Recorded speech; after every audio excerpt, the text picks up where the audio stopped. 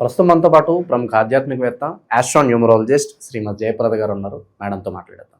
నమస్కారం మేడం. నమస్తే అమ్మా. శ్రీమాత్రే నమః. మేడం, ఈరోజు మనం వృశ్చిక రాశి యొక్క జీవితం గురించి మాట్లాడదాం. ఈ రాశిలో పుట్టిన వారి సహజ లక్షణాలు ఏ విధంగా ఉంటాయి, అన్ని విధాలా కలిసి రావాలంటే జీవితాంతం ఎలాంటి పరిహారాలు చేసుకోవాలి, మంచి క్షేత్రాలు అని ఉంటే చెప్పండి, లైఫ్లో వీళ్ళకి ఏ దశ బాగా కలిసి వస్తుంది, టర్నింగ్ పాయింట్స్ కావచ్చు, ఓవరాల్ ప్రతి విషయం తెలియజేయండి మేడం. తప్పకుండా. వృశ్చిక రాశి అంటేనే చాలా మంచి రాశి అని అర్థం. ఎందుకంటే ఈ రాశి మాది మంచిదా, నిజంగా మాది మంచిదా అని చాలా మంది అంటుంటారు. కానీ మంచి రాశి అంటే ఈ రాశి తత్వము, లక్షణము, గుణము అన్నీ కూడా ఏంటంటే ఒక మంచి పనులకి ఉపయోగపడిన వాళ్ళ మాట వీళ్ళందరూ. ఏదో ఒక పనికి వీళ్ళు నియమించబడ్డ వాళ్ళు. ఆ పని అయ్యే వరకు వీళ్ళకి దాన్ని మాత్రమే, ఆ నిమిత్తం మాత్రమే వీళ్ళకి జీవితం ఉంటుంది. అది కష్టం అవ్వచ్చు, సుఖం అవ్వచ్చు, సంతోషం కావచ్చు, మూడు కూడా. చాలామంది వెల్ సెటిల్డ్ అయిన వాళ్ళు, హ్యాపీగా ఉండేవాళ్ళు కూడా ఈ వృశ్చిక రాశిలో ఉన్నారు. కొంతమంది వైరాగ్యంతో ఉన్నవాళ్ళు, ఆధ్యాత్మిక భావన ఎక్కువగా ఉన్నవాళ్ళు, ఆధ్యాత్మిక చింతనతో బతికే వాళ్ళు కూడా ఈ నక్షత్రంలో, ఈ రాశిలో ఉన్నారు. తర్వాత చాలామంది అసలు దేవుడు అనేది లేదు, మానవత్వమే మాధవ తత్వము, మానవ సేవ చేస్తే మాధవ సేవ చేసినట్టే అని చెప్పి ఓన్లీ మనుషుల్ని ప్రేమించే వాళ్ళు కూడా ఈ రాశిలో ఉన్నారు. మనుషులు కాదు, దేవుళ్ళు కాదు, ఏమి కాదు, ఒక స్వార్థ చింతనతో బతికే వాళ్ళు కూడా ఈ రాశిలో ఉన్నారు. ఇక్కడ మనం తీసుకుంటే ఇలా ఇంతమంది ఒకే రాశిలో ఉండడానికి కారణం ఏంటంటే ఈ రాశాధిపతి కుజుడు భౌమ్యుడు, అంటే భూమిపుత్రుడు. అంటే భూమి మీద ఎన్ని లక్షణాలతో ఉంటామో, అంటే భూమికి ఒక ఆకర్షణ శక్తి ఉంది. భూమి మీద ప్రతి మనిషి నించొని ఆలోచించినప్పుడు చాలా రకాలైన ఆలోచిస్తాడు. కూర్చుంటే ఇంకో రకమైన ఆలోచన వస్తుంది, పడుకుంటే ఇంకో రకమైన ఆలోచన వస్తాయి, ఇలా లేచినప్పుడు ఇంకో రకమైన ఆలోచనలు, ఇలా వింత ఆలోచనలు అన్నీ చేసే వాళ్ళన్నీ కూడా ఈ రాశితత్వంలో వస్తారు. సో అందుకని మనం వృశ్చిక రాశి వాళ్ళని ఇలా ఉంటారు అని డిఫైన్ చేయడానికి ఉండదు. కానీ ఎక్కువగా కష్టం కనిపిస్తూ ఉంటుంది వృశ్చిక రాశి వాళ్ళకి. ఎందుకు కష్టం ఉంటుందని, ప్రతి ఒక్క పని కూడా వీళ్ళకి టఫ్గానే ఉంటుంది. ఎందుకు ఉంటుంది? వీళ్ళకి ద్వితీయ స్థానం ఉన్నది ధనస్థానం, ధనురాశి. ధనురాశికి అధిపతి గురువు. సో గురువు ఎప్పుడు ఏంటంటే, గురువు అంటే మనకి ఏంటి, నేర్పించేవాడు. మనకి ఏది నేర్పించినా ఫస్ట్ తల్లి, తర్వాత తండ్రి, తర్వాత గురువు, ఉపాధ్యాయులు అంటే మనం అంటాం నేర్పించే గురువులు. వీళ్ళందరూ కూడా ఈ గురుతత్వం మీదే వస్తుంది.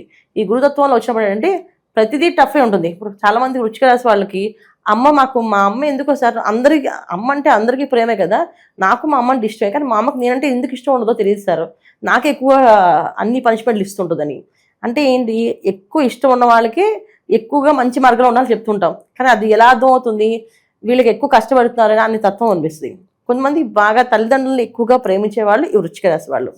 అలాగే భార్యను ఎక్కువగా గౌరవించే వాళ్ళు వృశ్చిక రాశి వాళ్ళు. అలాగే భర్తను ఎక్కువగా గౌరవించే వాళ్ళు కూడా వృశ్చిక రాశి వాళ్ళు. ఇప్పుడు భార్య భర్త ఇద్దరు తీసుకుంటే వృశ్చిక రాశిలో అమ్మాయిలు భర్తని బాగా గౌరవిస్తారు, అబ్బాయిలు అమ్మాయిలు బాగా గౌరవిస్తారు, భార్యలు బాగా గౌరవిస్తారు. సో భార్యాభర్తల్ని ఒకరొకరు పరస్పరంగా ప్రేమించుకోవడం కానీ, గౌరవించుకోవడం కానీ, ఇవన్నీ చూసేందుకు వృశ్చిక రాశి వాళ్ళే. కానీ కష్టాలు కూడా వీళ్ళకి ఎక్కువగా ఉంటాయి. ఎందుకు ఉంటాయి రీజన్స్ అంటే, ధర్మార్థ కామ మోక్షంలో మోక్షస్థానమైన రాశి ఇది. అంటే మోక్షము అంటే అర్థం ఏంటంటే, మనం గత జన్మలో చేసుకున్న ప్రారంభ కర్మలు ఏవైతే ఉన్నాయో, ఒకవేళ దాంట్లో బ్యాలెన్స్ షీట్ అంటారు, మనం వాళ్ళకి అకౌంట్స్ టాలీ చేసినప్పుడు, ఈ అకౌంట్స్ అన్ని టాలీ చేసినప్పుడు దీని బ్యాలెన్స్ షీట్ మొత్తం రాసేస్తే దీని ఇక్కడితో అకౌంట్ క్లోజ్. అలా వృశ్చిక రాశిలో పుట్టిన వాళ్ళు ఆఖరి జన్మ అవ్వచ్చు. అది ఖచ్చితంగా అని చెప్పట్లేదు, లగ్నం మళ్ళీ తీసుకోవాలి, డేట్ ఆఫ్ బర్త్ కాంబినేషన్స్ తీసుకోవాలి. నేను మామూలుగా చెప్తున్నా, మోక్షస్థానమైన రాశిది. అంటే ఏంటి, వీళ్ళు లాస్ట్ జన్మ అయి ఉండొచ్చు. లాస్ట్ జన్మ అవడం వల్ల ఏంటంటే ఏదైతే కష్టం ఉందో అది మొత్తం అనుభవించాలి, మొత్తం కంప్లీట్ చేసేసి ఇక మోక్షస్థానానికి వెళ్ళే మార్గానికి వెళ్ళే అవకాశం ఉంది. మోక్షస్థానం అంటే వీళ్ళు అనుభవించాల్సింది, తర్వాత వీళ్ళ సంతానం హ్యాపీగా ఉండడానికి వీళ్ళు దారులు వేయడం, ఒక పూలబాట వేయడం వాళ్ళకి. అంటే వీళ్ళు ముళ్ళబాటలు నడిచి, మరి ఈ దారిలో అన్ని ముళ్ళు ఉన్నాయా, పిల్లలకి ఇవన్నీ గుచ్చుకుంటాయని చెప్పి మనం జనరల్గా పిల్లల కోసం బతుకుతాం కదా మనం. సో పిల్లలకి ఏవి కావాలో అవి చేస్తాం కదా, అలా కంఫర్ట్స్ నేర్పించే అవకాశం ఉన్నది. ఏంటంటే వీళ్ళు ఎంత కష్టపడతారో వీళ్ళ పిల్లలు అంత సుఖపడతారు, అంత పేరు ప్రఖ్యాతులు వస్తాయి వీళ్ళకి. వీళ్ళ పిల్లలకి బాగా ఎక్కువగా వస్తాయి వీళ్ళకంటే కూడా. వీళ్ళకి అన్నీ టఫే ఉంటాయి. వీళ్ళు బాగున్నారు, సుఖపడ్డాము, చాలా సంతోషంగా ఉన్నాం అనేది చాలా చాలా తక్కువ మంది మనం లెక్క వేసుకోవచ్చు. అంటే వేల మీద లెక్క పెట్టచ్చు వాళ్ళందరినీ. కానీ కష్టపడేవాళ్ళు, ఎప్పుడూ ఏదో కష్టంతో బాధపడే వాళ్ళు ఎక్కువగా ఉంటారు. ఇది వీళ్ళకి. తర్వాత వీళ్ళకి ద్వితీయ స్థానం ధనస్థానం ఏమైంది, ధనస్సు రాశి అయింది. ధనస్సు రాశి అగ్నితత్వ రాశి. అంటే ఏంటంటే ప్రతిదీ వీళ్ళకి టఫ్ సిచ్యువేషనే ఇస్తుంది. అది అవతల వాళ్ళు ధర్మంగా బతకాలని చెప్తారు, వీళ్ళు ధర్మంగా బతకలేకపోతారు, కష్టపడుతుంటారు. ఇదేంటి ఇంతగా అందరూ ఇలా షార్ట్ కట్స్ వెళ్ళిపోతున్నారు కదా, మేము ఎందుకు షార్ట్ కట్ వెళ్ళకూడదు అంటే షార్ట్ కట్ వెళ్తే డబ్బులు ఇవ్వమని చెప్తుంటారు. రైట్ వేలోనే కరెక్ట్గా వెళ్ళాలని చెప్తుంటారు. సో వీళ్ళకి ఎక్కువ ఫైన్స్ పడతాయి, వీళ్ళకి ఎక్కువ పనిష్మెంట్స్ పడతాయి, వీళ్ళకి ఎక్కువ కష్టపడతారు. ఎంత కష్టపడినా కానీ వీళ్ళకి ఒక పేరు ప్రఖ్యాత, వీళ్ళని గుర్తించవచ్చు. వీళ్ళకి డబ్బు ఉంటుందో లేదో తెలియదు కానీ మంచి పేరు ప్రఖ్యాతులు ఉంటాయి. వాళ్ళ వాళ్ళు అంటే మంచి వాళ్ళు డిసిప్లిన్ పర్సన్స్, వాళ్ళు ఇలా ఉంటారు, వాళ్ళు ఇలా చేస్తారు అని. కానీ శత్రువులు చాలా ఎక్కువ మందే ఉంటారు. శత్రువులు అనేవాళ్ళు వీళ్ళకి చుట్టూ ఇంట్లోని బయట అన్ని చోట్ల ఉంటారు శత్రువులు. ఎందుకు ఉంటారో రీజన్స్ అంటే మోక్షస్థానం అయిన ఉండొచ్చు. తర్వాత కుజుడు ఒక రాశితత్వం ఏంటంటే అగ్రెసివ్ తత్వం. అంటే ఏంటంటే ఏది ఉన్నదో ఉన్నట్టు బోలాగా మాట్లాడేస్తారు, దాచుకోరు. ఇప్పుడు బయట వాళ్ళ మీద నచ్చదు మనకి, అప్పుడు ఏం చేయాలి మనం? సరే సైలెంట్గా వచ్చేయాలి. కానీ వీళ్ళు అలా కాదు, నువ్వు చేసింది తప్పు, నువ్వు కరెక్ట్గా చేయట్లేదని ఒక చాట్ గీసి చెప్తారు వాళ్ళకి. అప్పుడే వద్దు వాళ్ళ మన మీద. ఇప్పుడు ఎవరైనా సరే నీ తప్పు అంటే ఒప్పుకోరు కదా, ఒప్పుకునే లక్ష్యమే లేదు. ఇది కలియుగం. కలియుగంలో ఏంటంటే మనిషి మాయలకి లొంగిపోతాం, మాయలకి తారాసపడతాం, మాయలతో బతకడానికి ఇష్టపడతాం. అంతేగాని నిజాయితీగా ఉండాలి, నీతి నియమాలతో ఉండాలి, ధర్మబద్ధమైన వ్యాపారాలు చేయాలంటే ఉండలేరు. ఒకవేళ ఉందామని ట్రై చేసి కష్టపడి ఇబ్బంది పడే వాళ్ళు కూడా దీంట్లో ఉంటారు. అలాగే ఈ వృశ్చిక రాశి వాళ్ళకి ఖచ్చితంగా శత్రువులలో వీళ్ళు ఎక్కువ ఉంటారు. మొహమ్మద్ చెప్తారు. అందువల్ల వీళ్ళకి ఏం పేరు వస్తుంది? వీళ్ళు కోపిష్టులని, మొండి వాళ్ళని, మూర్ఖులని, అమ్మ వాళ్ళతో మనం మాట్లాడలేమండి, వాళ్ళు చెప్పామంటే మళ్ళీ మొదలుకు వస్తారు, గొడవ పెట్టుకుంటారు మనతో. ఏకంగా అవసరం లేదు, వదిలేద్దాం, వాళ్ళ కష్టాలు పడినాయి అని చెప్పేసి. అంటే ఎదుటి వాళ్ళకి వాళ్ళ ప్రాబ్లమ్ సొల్యూషన్ తెలిసినా చెప్పరు. సో ఎందుకు వీళ్ళు ఇలా ముద్ర చేస్తారు? ఎందుకంటే వీళ్ళు ఉన్నట్టు మాట్లాడతారు. బోళతత్వం, ఒక బోళాశంకరుడు ఎలా ఉంటుందో అలా తత్వం వీళ్ళది. అంటే చిన్నపిల్ల మనస్తత్వము. మంచిగా వివరంగా చెప్తే తొందరగా జారి పడిపోతారు. ఎంత కోపం ఉన్నా అంత వేగంగా కరిగిపోతారు. ఏంటండి మీరు మమ్మల్ని అంటారా అని అన్నామని ఆగిపోతారు. అంటే ఎందుకు నేను అంత బాధ పెట్టాను వాళ్ళని అనే ఫీలింగ్, అంత బాధ కూడా వీళ్ళకి అనిపిస్తుంది. ఇన్ని విషయాలు తెలిసినా సరే వీళ్ళు అయినా సరే బయట సమాజంలో మూర్ఖుల కింద ముద్ర పడిపోయారు. ఎందుకు పడిపోయారంటే ఇలా ఉన్న విషయం ఉన్నట్టు చెప్పడం వల్ల, ఉన్నది ఉన్నట్టు చెప్తే ఎవరికి నచ్చదు ఈ రోజుల్లో. ఇది వీళ్ళు ఫస్ట్ నుంచి తత్వం. ఈ తత్వం వల్ల వీళ్ళకి కష్టాలు. ఇక ప్రొఫెషనల్గా ఎదగాలి అంటే వీళ్ళకి రాని విద్య ఉండదు. ఏ విద్య అయినా బ్రహ్మాండంగా చేస్తారు. వృశ్చిక రాశి వాళ్ళకి రాని విద్య అనేది ఏదీ లేదు. వాళ్ళు దేంట్లో ప్రావీణ్యం కావాలంటే దాన్ని సంపాదించుకోవాలి. ఏ రంగాల్లోకైనా చాలా నైపుణ్యం ఉంటుంది. అంటే చిన్న వ్యాపారమైనా పెద్ద వ్యాపారమైనా ఇందులో గోల్డ్ బిజినెస్ చేసేవాళ్ళు ఉన్నారు, తర్వాత ఫుడ్ బిజినెస్ చేసేవాళ్ళు ఉన్నారు, తర్వాత వ్యవసాయం చేసేవాళ్ళు ఉన్నారు, టీచర్గా పనిచేసే వాళ్ళు ఉన్నారు. ఒక టీచర్ అంటే స్టూడెంట్ని పరిపక్వంగా తీర్చిదిద్దుతారు. ఇంకా ఆ మాస్టర్ గారి పేరు జీవితాంతం గుర్తుపెట్టుకుంటారు స్టూడెంట్, అంత బాగా చెప్తారు. పాఠాలు చెప్పడంలో ముఖ్యంగా వీళ్ళు చాలా నిష్ణాతులు అని చెప్పచ్చు మనం. అంత గొప్ప వాళ్ళు వృశ్చిక రాశి వాళ్ళు. అలాగే ఏదైనా విషయాలను అడ్మిన్స్గా పనిచేస్తే ఆ ఆఫీస్లో నిజాయితీగా ఎవరిని ఒక రూపాయి తినకుండా పట్టుకొని వీళ్ళు పాటుపడి ఆ ఆఫీస్ని అభివృద్ధిలో తీసుకొస్తారు. వీళ్ళని అడ్మిన్స్గా పెట్టుకుంటే ఆఫీస్ మొత్తం అభివృద్ధిలోకి వచ్చినట్టే. ఇలాంటి లక్షణాలు అన్నీ ఉంటాయి. కానీ ప్రతిదీ ఉన్నట్టు ఎప్పుడు మాట్లాడితే శత్రువులుగా మారుతారు. ఇది వీళ్ళకున్న ప్రాబ్లం, ఇది వీళ్ళకున్న లక్షణం అనమాట. అది విషయం. జాబ్ చేయాలా, బిజినెస్ చేయాలా, ఏ రంగాల వైపు బాగుంటుంది? ఏ రంగాల్లో కాదు, ఎలా ఉండాలని తెలుస్తుంది. ఫస్ట్ ఆఫ్ ఆల్ ఒక మనిషి ఎలా ఉండాలని తెలిస్తే ఖచ్చితంగా మనం ఆ స్థాయికి వెళ్ళిపోతాం, మనం మంచి స్థాయికి. అదే వ్యాపారమా, ఉద్యోగమా, ఇవన్నీ మనకు అంటే ఇప్పుడు ఫైనాన్షియల్గా మనం చూసుకుంటాం కనుక వ్యాపారం చేయాలి, ఉద్యోగం చేయాలని. కానీ నిరంతరం కష్టజీవులు ఎవరైనా ఉన్నారంటే అది వృశ్చిక రాశి వాళ్ళే. వాళ్ళు డిపెండ్ అవ్వరు. చాలామంది 80 ఏళ్ళు 70 ఏళ్ళు, ఇప్పుడైతే 60 ఏళ్ళు అనుకోండి, ఒకప్పుడు అయితే 90 ఏళ్ళు 90, 95, 100 ఏళ్ళు ఉన్న వాళ్ళు వృశ్చిక రాశి వాళ్ళే. ఎక్కువ ఆయుధాయం ఉన్న వాళ్ళు కూడా వృశ్చిక రాశి వాళ్ళే. ఇప్పుడైతే మనం 60 తీసుకుందాం. ఈ 50 నుంచి 60 ఏళ్ళు వాళ్ళు చాలా డిపెండ్ అవ్వాలి కదా, వీళ్ళు డిపెండ్ అవ్వరు. కొడుకు ఒక మంచి సంపాదన, ఒక కలెక్టర్ ఉద్యోగం చేస్తాను అనుకోండి, తండ్రి ఒక బాండ్రోడ్ ఉద్యోగం చేస్తాను అనుకోండి, ఈ ఉద్యోగాన్ని చేసుకుంటాడు. ఈయన నా కొడుకు కలెక్టర్ కనుక నేను ఇది మానేస్తాను అనుకోడు. ఎందుకంటే డిపెండ్ అయ్యి రేపు నుంచి కొడుకు అడగాలి డబ్బులు, అది ఇష్టం ఉండదు వీళ్ళకి. వీడి సంపాదనతో వీళ్ళు ఎంజాయ్ చేయాలి, అది వీళ్ళ ఉద్దేశం. ఎక్కడికి వెళ్ళినా వీళ్ళదే పై చేయి ఉండాలి తప్ప వాళ్ళు ఇంకో దగ్గర నా చేయి కింద ఉండకూడదు అనే లక్షణం ఎక్కువ ఉంటుంది. దానివల్ల కూడా వీళ్ళకి కొంచెం నష్టపడడం జరుగుతూ ఉంటుంది. ఇది వృశ్చిక రాశి వాళ్ళ లక్ష్యం. వివాహ వ్యవస్థ ఎలా ఉంటుంది? వివాహ వ్యవస్థ చాలా బాగుంటుంది. వివాహం విషయంలో వీళ్ళకి ఏ ఇబ్బంది లేదు. వివాహాల్లో అవ్వలేదు అంటే ఒక విశాఖ నక్షత్రం వాళ్ళకి కొంచెం ఇబ్బందులు ఉంటాయి వివాహం విషయంలో. పెళ్ళి కాకపోవడము, పెళ్ళి ఆలస్యం అవ్వడం, ఒక పెళ్ళైనా నిలబడకపోవడము, కష్టపడడం అనేది కొంచెం ఈ నక్షత్రం వాళ్ళకి. అనురాధ నక్షత్రం 4 పాదాలు ఈ వృశ్చిక రాశిలో ఉంటాయి. తర్వాత మనకి విశాఖ నక్షత్రం 4వ పాదం ఈ వృశ్చిక రాశి ఉంటుంది. తర్వాత జ్యేష్ఠ 4 పాదాలు ఉంటాయి. ఈ జ్యేష్ఠ వాళ్ళకి లైఫ్లో సెటిల్మెంట్ అనేది కొంచెం లేట్గా అవుతుంది, వివాహం అని కొంచెం లేట్గా అవుతుంది. అనురాధ వాళ్ళకి మాత్రం అయిపోతుంది అన్ని. వివాహాలు అవుతాయి, దాంపత్య జీవితంకి ఇబ్బంది లేదు. దాంపత్య జీవితంలో మాకు ఇబ్బంది ఉందంటే అదేదో పర్సనల్ జాతకంలో ప్రాబ్లం ఉంది, అది చూడాలి. దాంపత్య జీవితం కానీ వివాహ విషయంలో కానీ వృశ్చిక రాశి వాళ్ళకి ఎటువంటి ఇబ్బంది లేదు. ఎందుకంటే వాళ్ళు ఉండేది రాశాధిపతి కూడా ఏంటంటే తొందరగా పనులు అయ్యేటట్టు ఉంటాయి అన్నమాట. అతి తొందరగా సెటిల్ అయిన వాళ్ళు, అతి తొందరగా ఇబ్బంది పడేవాళ్ళు కూడా వీళ్ళే తొందరగా సెటిల్ అయిపోతారు. అంటే 27-25 ఏళ్ళకి వాళ్ళు మొత్తం మంచి మంచి జాబ్స్లో రావడం కానీ, మంచి మంచి రంగాల్లో అభివృద్ధిలో రావడం కానీ, చిన్న వ్యాపారాన్ని పెద్ద వ్యాపారంగా చేయడం కానీ, పెద్ద స్థాయికి వెళ్ళడం కానీ జరుగుతుంది. మళ్ళీ ఆ పెద్ద స్థాయి నుంచి కిందకు వచ్చడం అనేది మళ్ళీ అంతే తొందరగా వచ్చేస్తారు. అంతే తొందరగా మళ్ళీ ఉద్యోగాలు వదిలేసే పరిస్థితి వస్తుంది. అలాగే ఒక రైతు అంతే తొందరగా వ్యాపారం, అది రైతుగా ఎంత బాగా మంచి పేరు తెచ్చుకోవడం అంతే మళ్ళీ వెనక్కి వచ్చేసే అవకాశం ఉంటుంది. అంటే వీళ్ళు ఎలా ఉంటుందంటే ఇక్కడి నుంచి స్టార్ట్ ఇలా పైకి వెళ్ళి మళ్ళీ డౌన్ వచ్చేస్తారు. ఈ డౌన్ రావడానికి కారణం ఏంటంటే వాళ్ళ పర్సనల్ జాతకాన్ని చూపించుకోవాలి. ఎందుకంటే ఇలా ఎందుకు డౌన్ అవుతున్నారు, అన్ని మంచి లక్షణాలు ఉన్నప్పుడు బాగుండాలి కదా, బ్లెస్సింగ్స్ కూడా ఉండాలి కదా, మరి ఎందుకు లేవు అంటే వీళ్ళు ఏంటంటే సేవాతత్వంలో సేవ చేసేటప్పుడు 4 మాటలు గట్టిగా మాట్లాడతారు, అది వీళ్ళకి శత్రువుగా మారుతారు. ఇప్పుడు ఒక ఆఫీస్లో అడ్మిన్గా పెట్టారు, ఎవరిని ₹1 తినేరు, అప్పుడు మిగతా అందరూ కక్ష కట్టుకుంటారు. బాస్ ఏమో మంచి పేరు తెచ్చి నువ్వు చాలా బాగా చేసావు శబాష్ అని చెప్పి ఏదో ఒక శాలరీ ఇంక్రిమెంట్ ఇస్తారు. కానీ మిగతా అంతా రోజు మీ గురించి తిట్టుకున్నాడు, చండశాస్త్రం అని, నస క్యాండిడేట్ అని, వచ్చారంటే అన్ని పట్టుకుంటారని, లెక్కలు పెట్టుకుంటారని అన్ని మాట్లాడుతుందా. ఇవన్నీ కూడా వీళ్ళకి శత్రువులుగా పనిచేస్తాయి ఆరా. సో వీళ్ళు నిజాయితీగానే ఉంటారు, నిజాయితీగా బతకాలనుకుంటారు. అవతలందరూ అలా ఉండదు, సమాజం అలా ఉండదు, అందువల్ల వీళ్ళు శత్రువులుగా ఉంటారు అనమాట. ఇది వృశ్చిక రాశి వాళ్ళ లక్షణాలు జీవితం గురించి తెలుసుకోవాలంటే. ఇక పర్సనల్ జాతకాలు తీసుకుంటే పర్సనల్ జాతకంలో వీళ్ళు భూమి మీద ఏ కారణార్థం వచ్చారు, ఆ కారణం తెలుసుకొని ఆ కారణం ప్రకారం వీళ్ళు బతుకుతే హ్యాపీయెస్ట్ లైఫ్.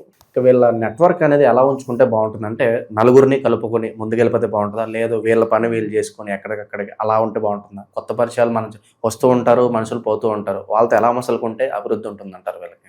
అన్నిటికంటే వీళ్ళు కోపం తగ్గించుకోవాలి. కోపాన్ని వదిలిపెట్టేస్తే ఏంటి, ఎదుటి మనిషి చెప్పేది ఏమిటో, వాళ్ళు చెప్పేది నచ్చకపోయినా సరే అని చెప్పి ఏంటి, నచ్చితే చేస్తా, నచ్చకపోతే వదిలేస్తాం. ఇది కలియుగం ఏంటి, ఇప్పుడు ఎంతోమంది వీడియోస్ చేస్తుంటారు. ఇప్పుడు నేను ఒక వీడియో చెప్తున్నాను వృశ్చిక రాశి గురించి, ఇంకొకరు ఇంకో చెప్తారు. నా వీడియో నచ్చితే బాగుందని చెప్తారు, నా బాలేదంటే వదిలేస్తాం. కానీ వీళ్ళ కామెంట్స్ పెడతారు, నచ్చిపోయిన కామెంట్ పెట్టి నా వాదన ఇది అని చెప్తాను. ఆ వాదన వద్దు, మీరు నచ్చిందంటే కామెంట్ పెట్టండి, నచ్చకపోతే వదిలేయండి. అలాగే ఎదుటి వాళ్ళతో వాదనలో దిగడము, గొడవ పడడం వదిలేయండి. వదిలేస్తే ఏమవుతుందంటే మీకు శత్రువులు తగ్గుతారు. శత్రు సంఖ్య తగ్గినప్పుడు మనకి మిత్రత్వం పెరుగుతుంది. ఇప్పుడు మనం పెద్దవాళ్ళు చెప్తుంటారు పూర్వం మనకి, నువ్వు పుణ్యం చెప్పినా పర్లేదురా, పాపం అయితే చేయకుండా. పుణ్యం చేయకపోయినా పర్లేదు, పాపం అయితే అంటించుకోవద్దు. పాపం అనేది ఏంటి, మనం ఒకరితో వాదించామనుకోండి, వాళ్ళ నెగిటివ్ ఎనర్జీ మన మీద పడుతుంది, ఆరా మన మీద పడుతుంది, ఆ నెగిటివ్ మన వల్ల పెరిగిపోతుంది. వాడు వెళ్ళిపోతాడు వదిలేసి, వీళ్ళు ఇంతే అని చెప్పేసి. మనం ఆ ఆవేశం, ఆ కోపం మన శరీరం అనుభవించి రేపు రోజు లాస్ట్ జీవితంలో ఏదో ఒక బాధతో చనిపోతుంటారు. ఏదో కాళ్ళ సమస్యతోటో, ఒళ్ళబుల్ సమస్యలతోటో చనిపోవాల్సి వస్తుంది. ఏదో ఒక బాధతో చనిపోవాలి. అలా చనిపోవడం కంటే ఆనందంగా సంతోషంగా చనిపోవడం ముఖ్యం కదా. అందుకని ఏంటంటే సంతోషంగా ఉండడానికి ప్రయత్నం చేయండి. ఏది ఎలా జరుగుతుందో మన చేతుల్లో ఏం లేదు. మనం ఏది ప్లాన్ గీసేసుకొని నాది ఇంతే లైఫ్ అని అనుకోవడానికి లేదు. పర్సనల్ జాతకంలో నేను ఇవి ఎక్కువ గైడ్ చేస్తాను. వృశ్చిక రాశి వాళ్ళకి పర్సనల్గా పంపించిన వాళ్ళకి నేను చెప్తాను, వాళ్ళు ఏ కారణార్థం భూమి మీద వచ్చి చెప్తాను వాళ్ళకి, మీరు దీని విషయంగా వచ్చారు కనుక మీరు ఎక్కువ ఈ భావంలో వెళ్ళండి, మీకు అన్నీ హ్యాపీ జరుగుతాయి. స్టార్టింగ్లో కొంచెం స్ట్రగుల్ అనిపించినా మీకు అది సాఫ్ట్గా అయిపోతుంది లాస్ట్కి. అది నేను గైడ్ చేయగలుగుతాను. అది మెయిన్ ముఖ్యం. మనం మిగతా అవన్నీ కూడా ఏంటంటే మీది ఇలా ఉంటుంది అవ్వదు. కానీ వృశ్చిక రాశి వాళ్ళు దైవారాధన మాత్రం శివారాధన ఎక్కువగా చేసుకోవాలి. లైఫ్ లాంగ్ ఎక్కువ శివారాధన ఎక్కువ చేసుకోవడం, ఎక్కువ అన్నదానం, తర్వాత ఎవరైనా వివాహం చేసినప్పుడు వివాహంలో కన్యాదానం ఎక్కువగా చేయడం, తర్వాత వివాహం సంబంధించిన కొంత వరకు అంటే చాలామంది పూర్వం ఏంటంటే మంగళసూత్రాలు అవి ఇచ్చేవాళ్ళమే, ఇప్పుడంటే అవన్నీ ఇవ్వట్లే. కానీ పూర్వం ఏంటంటే కన్య పెళ్లి చేసుకుంటారంటే వీళ్ళ తరఫున మంగళసూత్రాలు ఇంత బంగారం అలా ఇచ్చేవాళ్ళమాట. ఇప్పుడు అదంతా చాలా టూ మచ్గా ఉన్నాయి. బంగారం అవి ఇవ్వడానికి కూడా లేదు, చెప్పడానికి కూడా మనకు కూడా అనిపించదు. అందుకని ఏంటంటే వివాహ సమయానికి దానికి తగిన రీత్యా ఏదో ఒక వాళ్ళకి సాయం చేయడం. ఒక పేదవాళ్ళ వివాహం అవుతుంది, వాళ్ళకి ఇంత డబ్బు ఇవ్వడము, దానం ఎక్కువ చేస్తూ ఉంటే వీళ్ళకి కష్టం తగ్గుతుంటుంది. సో దానం చేస్తేనే కష్టం తగ్గుతుంది. చాలామంది అంటే మాకు డబ్బులే లేవు, ఎలా దానం చేస్తామంటే ఇచ్చే దానం ఇస్తేనే మనకు వస్తుంది. ఇప్పుడు మనం ఆదిశంకరాచార్య వారిది కనకధార స్తోత్రం విన్నాం. కనకధార స్తోత్రంలో రావడానికి కారణం ఏంటి? ఈ భూమి మీదకి ఒక ఇంటి ఇల్లాలు ఇంటి ముందు ఒక భిక్షాటన చేయడానికి ఆదిశంకరాచార్య వారు వస్తే, ఇంత అందంగా ఇంత సుందరవంతమైన బాలుడు, చూస్తుంటే దివ్య తేజస్తో ఉన్న బ్రహ్మర్షిలా ఉన్న ఈ బాలుడికి నా ఇంట్లో ఏమీ లేదు. ఆవిడ ఉపవాస దీక్షతో ఉంది పాపం. ఆవిడ అంటే ఉపవాస దీక్ష అంటే వాళ్ళ ఇంట్లో ఏమీ లేవు తినడానికి, ఆవిడ దగ్గర ఏమీ లేదు. కానీ ఇంటి ముందు వచ్చిన భిక్షాటన చేసిన ఒక ఏదైనా ఇవ్వకుండా పంపిస్తే అది దోషం. అందుకని ఆవిడ ఏం చేస్తే ఇల్లంతా వెతుకుతుంది. ఏంటి ఆవిడ మరీ ఆకలితో తట్టుకోలేకపోతే పూర్వం ఏం చేస్తారు, బాగా ఆకలి వేస్తే ఏంటంటే ఉసిరికాయ తింటే దాని విటమిన్ సి అనమాట, బాడీలో ఎనర్జీ వస్తుంది. మళ్ళీ ఒక ఉసిరికాయ ఉంది ఆవిడ దగ్గర. ఆ ఉసిరికాయ ఏంటి, ఆవిడ మరీ ఆకలి బాధ ఆకలి తట్టుకోలేకపోతే కాస్త ఒక గ్లాస్ నీళ్లు ఆ ఉసిరికాయ తిందాం అని అనుకుని ఉంచుకున్న ఉసిరికాయని, సరే ఈయన వచ్చారు కదా ఇంటి ముందు అని చెప్పి ఆ ఉసిరికాయ తీసుకొచ్చి, ఏమనుకోకండి స్వామి, మా ఇంట్లో మీకు తగిన ద్రవ్యం కానీ ఏమీ లేదు, ఏంటి నా దగ్గర ఉన్న ద్రవ్యము, ఆ మూల్యమైన ద్రవ్యము ఇదొక్కటే స్వామి అని చెప్పి ఇస్తుంది. అది చూసి శంకరాచార్య వారు ఇంత దానగుణం అన్న ఈవిడికి ఇంత పేదరికం అనేసి అమ్మవారిని అడుగుతాడు. ఈవిడికి ఎందుకమ్మా ఇంత కష్టం ఇచ్చామంటే, ఆవిడ ప్రారంభ కర్మ ఈ జన్మలో ఆవిడకి ధనం వచ్చే యోగం లేదు స్వామి, అందుకని ఆవిడకి అనుభవించాల్సిందే, ఆవిడ ప్రారంభ కర్మ గత జన్మది, ఈ జన్మది కాదు, చేయాల్సింది అనుభవించాల్సిందే అంటే అప్పుడు ఆయన స్తుతిస్తాడు ఆవిడ్ని. నేను అడుగుతున్నా కదమ్మా, నా కోసం ఇవ్వమ్మా అంటే ఆయన కోసం బంగారు ఉసిరికాయలు వేసేస్తుంది వాళ్ళ ఇంట్లో ఆవిడ. అది కనకధార స్తోత్రం. ఇవాళకి కనకధార స్తోత్రం చదివితే ఎవరికైనా ధనం లేదు అంటే ఆ స్తోత్రం చదివితే వాళ్ళకి ధనం వస్తుందని చెప్తారు. అంటే ఏంటి ఇక్కడ, మనం ఏదైనా మన దగ్గర ఉన్నది అమూల్యమైనది దానం చేస్తే మనకి వస్తుందని అర్థం. అంతేగాని మా దగ్గర ఉన్నప్పుడు చేస్తామంటే అది దానం కింద రాదు. నువ్వు ఉన్నది నువ్వు ఇస్తున్నావు, అది గొప్ప విషయం ఉంది. నీ దగ్గర లేనప్పుడు నీ దగ్గర 10 రూపాయలు ఉన్నాయి, ఆ 10 రూపాయలు నువ్వు దానం చేస్తావంటే భగవంతుడు నీకు 1000 రూపాయలు ఇస్తాడు. అందుకని ఈ 10 రూపాయలు ఉన్నాయి, ఈ 10 రూపాయలు ఇచ్చేసుకుని నాకెవడు ఇస్తాడు అని అనుకుంటే మాత్రం ఖచ్చితంగా రాదు. ఇలాంటి గుణాన్ని ఎక్కువగా చేస్తూ ఉండాలి దానం. అసలు మన అందుకే వృశ్చిక రాశి వాళ్ళు ఎంత ఉన్నా లేకపోయినా ఎంత ఉంటే అంత వారికి తోచినంత వరకు దానం చేస్తూ వెళ్తే జీవితం చాలా సంతోషంగా ఆనందంగా ఉంటుంది. అంటే మాకు ఉంటే చేస్తాం అనేది కాదు, ఎంత ఉంటే అంత చేయండి. నాకు దగ్గర 10 రూపాయలు ఉన్నాయి, 10 రూపాయలు మీరు 5 రూపాయలు నుంచి 5 రూపాయలు చేయండి, ఖచ్చితంగా లాభం వస్తుంది. లాభం అనేది ఖచ్చితంగా ఉంటుంది. అయితే ఏంటంటే పెద్దవాళ్ళు ఏం చెప్పారంటే, లాభం ఉంటుందని దానం చేయకూడదు ఎప్పుడు కూడా. లాభం ఆశించి దానం చేస్తే అది నువ్వు వ్యాపారం అయిపోతుంది అక్కడ. అంటే నేను ఇస్తున్నాను, నువ్వు పుచ్చుకోవడానికి నాకు ఎంత ఇస్తావు, ఈ ఇంటికి వస్తే ఎంత ఇస్తారు, ఆ ఇంటికి తెస్తే మీరు ఎంత తెస్తారు అనే లక్షణం అయిపోతుంది, వ్యాపార లక్షణం అయిపోతుంది. వ్యాపార లక్షణం కింద చేయకూడదు. కళ్ళు మూసుకొని మన దగ్గర ఉన్నది ఇచ్చేయడం, తర్వాత పైవాడి చూస్తాడు, లెక్కలంతా చూస్తుంది ఆయన కదా, ఆయన ఇస్తాడు. ఇలా తత్వంతో చేయాలి. అంటే వృశ్చిక రాశి వాళ్ళు అన్నదానం చేయడం కానీ, లేకపోతే తర్వాత ఏదో ఒక దానం, ఎక్కువ అన్నదానం ఎందుకు చేయమని చెప్పామంటే, అన్నదానం ఎక్కువ చేస్తూ ఉంటే ఎవరికైనా కడుపు నిండా అన్నం పెడితేనే చాలు అని చెప్తారు. మిగతా ఏమి ఇచ్చినా సరే 100 రూపాయలు ఇస్తే 200 ఇవ్వచ్చు కదా అనుకుంటారు. అదే బట్టలు ఇస్తే ఇంక మంచి చీర పెట్టచ్చు కదా అనుకుంటారు. ఇప్పుడు నాకు ఎవరైనా చీర పెట్టారని ఇంక మంచి చీర పెట్టచ్చు కదా అనుకోవచ్చు కదా నేను. అదే ఆ భోజనం పెడితే చాలు అని చెప్పేస్తాను, ఇంకా తినండి అని చెప్పేస్తాను. అందుకే అన్నదానం ఎక్కువ చేయమని చెప్పాను. అన్నదానం ఎక్కువ చేస్తూ ఉంటే మంచి ఫలితాలు వీళ్ళకి ఎక్కువగా ఉంటాయి వృశ్చిక రాశి వాళ్ళు. ఇది వీళ్ళు చేసుకుంటూ ఉండాలి. శివాలయ దర్శనం ప్రతి మంగళవారం, గురువారం ఖచ్చితంగా శివాలయ దర్శనం చేసుకోవడం, ప్రదోష కాలంలో శివుడికి అభిషేకం చేయించుకోవడం చాలా విశేష ఫలితం. ప్రదోషకాలం శని త్రయోదశి రోజున కానీ, తర్వాత మాస శివరాత్రి, ప్రతి నెల మాస శివరాత్రి త్రయోదశి కలిసి వస్తుంటుంది. అలా మాస శివరాత్రి ఇంట్లో రుద్రాభిషేకం చేయించుకుంటుంటే దినదిన అభివృద్ధి అనేది బాగుంటుంది, సత్సంతానం కలుగుతుంది, సౌభాగ్యం కలుగుతుంది, అదృష్ట యోగాలు వస్తాయి. ఇవన్నీ చేసినా రావట్లేదు ఏంటంటే జాతకాన్ని ఒకసారి చూపించండి, చెప్తాను వివరంగా. ఓవరాల్గా వృశ్చిక రాశి వారి జీవితం ఎలా ఉంటుంది, ఎలాంటి ఛాలెంజెస్ వీళ్ళు ఫేస్ చేయాలి, అద్భుతంగా వివరించారు. ధన్యవాదాలు. నమస్తే అమ్మా. శ్రీమాత్రే నమః.